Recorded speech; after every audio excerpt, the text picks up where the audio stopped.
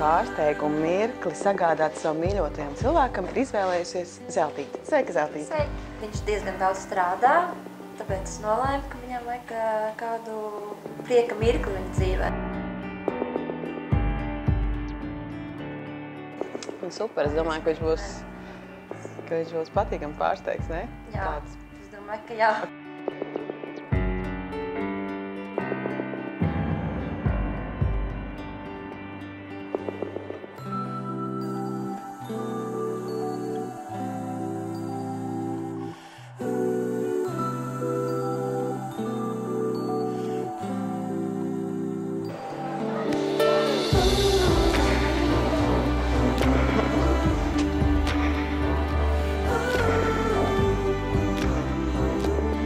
Tev ir ļoti drosmīga draudzene, jo viņa ir tādā ambrāžā tev iesaistījusies.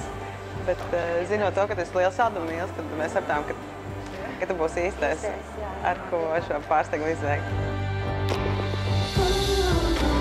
Jā, tieši. Jā.